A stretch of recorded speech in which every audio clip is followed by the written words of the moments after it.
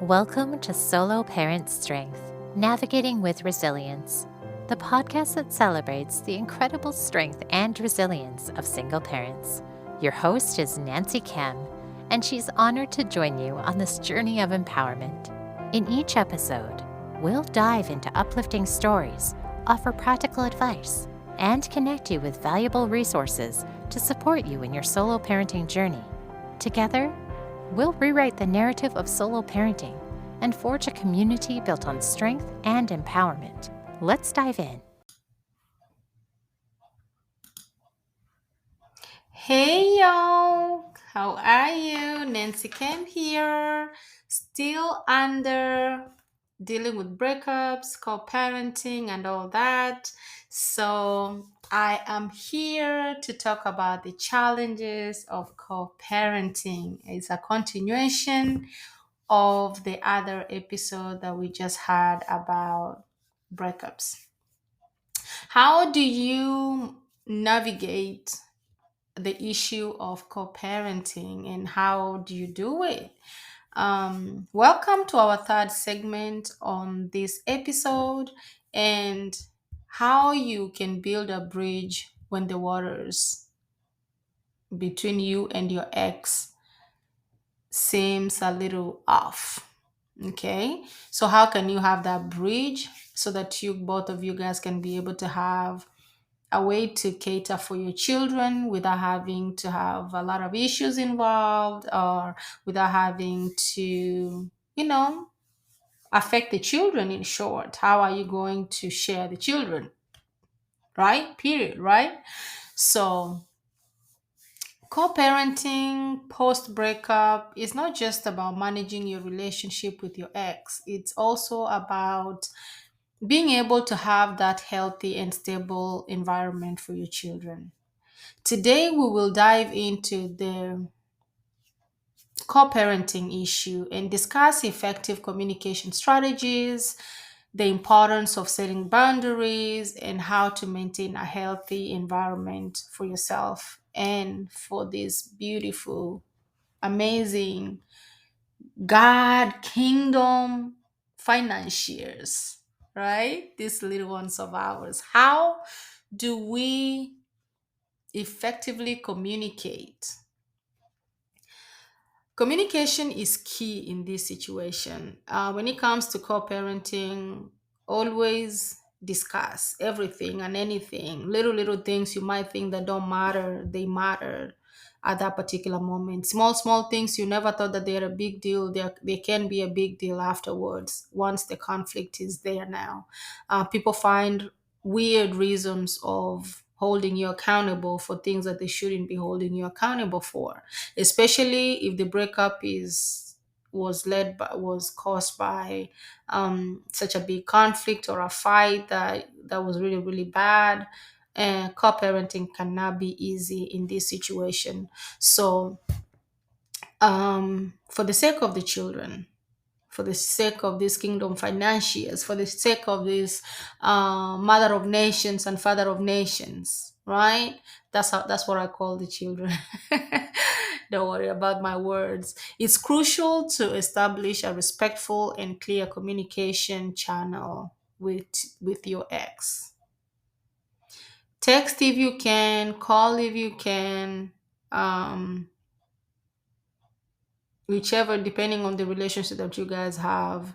But always have that open communication. This might involve setting specific dates to discuss things or using mail. You can write a letter if you don't feel like texting or calling. Make sure that you are clear with your communication. And if you cannot communicate at all, at least have a mediator that you guys can go through so that you can be able to have someone involved to see, how you guys are communicating and to pass the message from the other party to the other party. So that the reason why we are doing this is to keep the communication focused on only children. It has nothing to do with you and your ex, it's just for the children.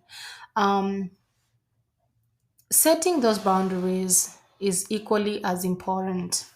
These boundaries aren't just about what you're comfortable doing or what you're not comfortable doing. With these boundaries is just creating a consistent and stable environment for yourself and for the children. So boundaries can be about anything from parenting styles to visitation schedules to when they can come or when they cannot come, when they can call and when they cannot call. Set boundaries that will favor you because you are the one who's going through a lot, having to go through the breakup and also having to deal with the children. So set boundaries that will favor you and set boundaries that you will can be able to deal with. And sometimes you cannot be too strict and you cannot say you don't want to share your children, honestly. And this is one thing that a lot of people do. They feel like if they're in a breakup, they now want to snatch the children from the other person, and the other person doesn't have a right to have the children. I always say this: it doesn't matter what us as parents are going through, the children have nothing to do with it. So if a child wants to see their parent, allow them. If they want to talk to the other parent, allow them, nor unless the other parent is like really really crazy. But just set boundaries that will be good for the children also. Like, let them be their priority in this situation because it's not their fault. um Moving forward, maintain a healthy environment for your children is very crucial.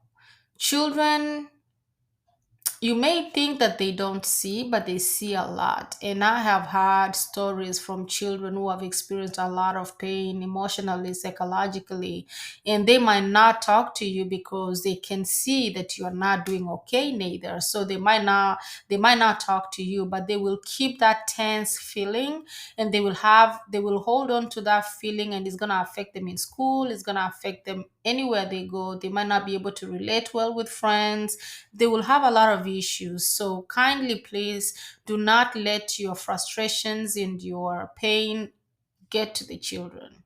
Ensure that your children are shielded from the disputes, from the negative conversations about your ex. Like, do not even discuss anything that is not supposed to be discussed with children if you can, because you don't want to have that situation where the children have to pick and choose who to talk to and who not to talk to.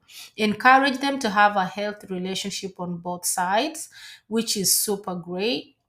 They shouldn't feel like there's pressure on one end or the other end. They should have open communication, regardless of whatever the situation is. Make sure they know that they are loved and the breakup is not their fault. Always tell them that so that you can reaffirm what they are thinking, because children always think that when there's a breakup, it's probably their fault, but most of the time it's really not about the children. People just break up because of their own misunderstanding. Not It got nothing to do with the children. So always reaffirm this and tell them all the time so that they can be able to, be encouraged, right? As I conclude this co-parenting situation, I just want to say that co-parenting is really a journey, and it's often filled with so many bumps and so many ups and downs, and it's frustrating. Some parents will promise to be on schedule, they fail to be on schedule. Some parents will promise to provide, they don't provide. Like, it has a lot to deal with, and it is a ride. But I tell you this, you will get through it. Children grow. They're never going to be 10 anymore forever. They're never going to be 5 forever. They grow. That's the beauty of it. One day you're going to have to face your child if you are the reluctant parent. You're going to have to face this child. You're going to have to deal with it. For right now, if you find a parent, the other parent who's great and they see their children as often as possible, they talk to their children as often as possible, they provide, that is perfect. But there are some who don't have that. There are some parents who do not support. There are some parents who do not see their children. There are some parents who do not even make an attempt to see their children. And for those parents, you'll have to deal with the consequences that will come afterwards, because they will. There's a principle of planting and planting and reaping, or sowing and the principle of planting and reaping, or sowing and reaping, and the principles of God never fail. They always come to play each and every time.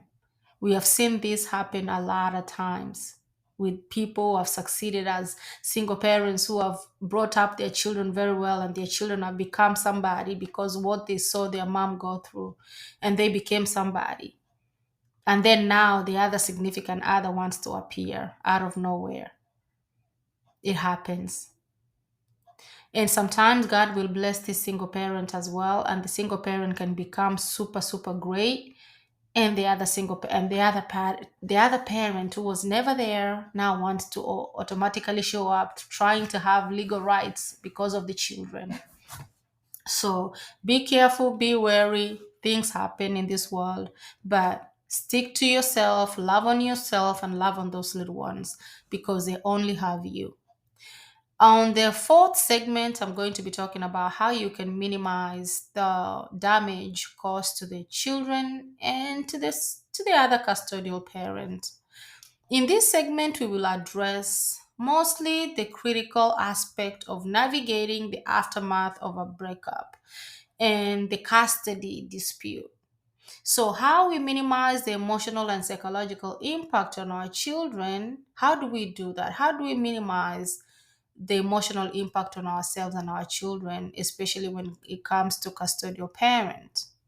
The reality of the matter is, while adults have the maturity to process complex issues and emotions, children often do not. Their world is way much simpler than ours. The conflict between parents can leave them a lasting impression because they have never seen that before. So it's like, oh my God, wow. So this is what you guys do? Oh, wow. Um, the world is for us to fill in. Their world is for us to fill in what they need to keep and what they don't need to keep. So let us paint their canvas with the things that we want them to keep as long lasting impressions, because we also know that there's some things somebody did to us when we were way much younger, but we remember after today as an adult. So their canvas is very new. Let us paint their canvas with whatever it is that we think is going to be good for them to view in future. Let us explore the ways that we can shield our children from conflicts, maintaining a stability for them, and also to support them, to give them a support system in this process of going through this conflict. First and foremost, it's essential to provide a safe space for your children. And how do you do that? Keep them away from the conflict. Whenever you guys are arguing, whenever you guys are fighting, try not to do it in front of them. We've been told this so many times. They should never be made feel like they're in the middle of a tug of war between parents. They shouldn't be able to pick and choose, because that's the hardest thing you can ever make a child do. Um, this means that you have to keep them away from the legal discussions if you can, as possible. Like, do that. Do not let them see what's going on. Remember, your children love both of you. Hearing one parent speak about the other parent negatively, that really, really deeply hurts them, and it confuses them. So please restrain from having those conflicts in front of the kids. Maintaining stability is key. Um, this can be hard, especially when you're going through some situations in life, but children thrive on routine and predictability. They like routine, they like things that they can do every single time that is a routine. They like that. So if you quickly move into another home and keep them back on that routine that they're used to, maybe they wake up at a certain time, they do this, they do that, they do this, they do that. Keep that routine, because children love that. Try to keep a daily routine. schedules for school, extracurricular activities, if they go swimming or they go to the gym or they just go play outside or they go play with their friends, or whatever situation that you have around yourself. Keep it very simple. Their bed routine, going to bed, waking up time, keep that very simple, and keep it like in a routine that they are already normally used to. Make it familiar for them to feel secure. Let them feel like they are very secure. If they have to sleep with you, like my daughter loves to sleep with me, allow them to sleep with you in those few days. If they are really going through something, give them that comfort that they need. Let them feel safe.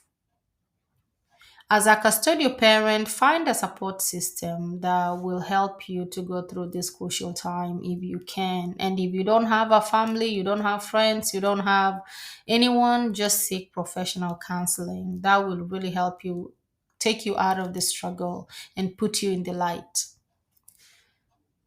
It's not selfish to take some time alone and take care of you, because you need you to be full. Remember, you cannot pour from an empty cup. The role of a custodial parent is super, super significant. You have the power to shape your child's life. You have the power to navigate through these changes. By shielding them from conflict, you help them maintain stability and you help them find support that they need. You are laying the groundwork for a healthy and more positive future for both you and your children. And I really, really love that, we can be able to do this for our children. And I cannot wait for the day that Single Parents Revival will start getting help as a community, so that we can do a lot for these single parents, because the plans that I have for this community that God has downloaded in my heart is way bigger than what I can express on here. But the heart that I have for these parents and the help that I'm seeking for these parents, may God help us, because they're about to experience the best time of their lives when God brings this vision to life. God is thinking about you. God is loving on you. God is so close, more than we can ever see and tell. And just for the mere fact that he has given us a community that we can pray together, we can share together, we can cry together, we know what we are all going through together. It's already a sign of relief, because at least you have people who understand your struggle, people who understand what you're going through, people who know the pain. And for more that is coming, I cannot wait to have you guys to dig in and know the beauty and the love that God has for us. As we wrap up this, we are on Facebook as Single Parents Revival. Join us. We would love to have you. If you're a single parent, that is, it doesn't matter if you're a single mother or a single father, all single parents are included. Join us. We would love to have you. Thank you so much as we get ready to experience another episode that is coming up next. Don't forget to click on that subscription button. Don't forget to hit on that like button. Don't forget to follow us on YouTube, social medias like Instagram, yes, Facebook, of course, and Spotify, iHeartRadio. Follow us everywhere, guys. We will love to have you, and stay tuned for more and more to come. Bye bye. Thank you for joining us on this episode of Solo Parenting Strength. Remember, you are never alone in this journey. If today's episode resonated with you, please consider sharing it with other single parents who might find solace in our supportive community. Remember to subscribe, rate, and leave a review on your preferred podcast platform. Your feedback enables us to reach more single parents who may need this beacon of strength.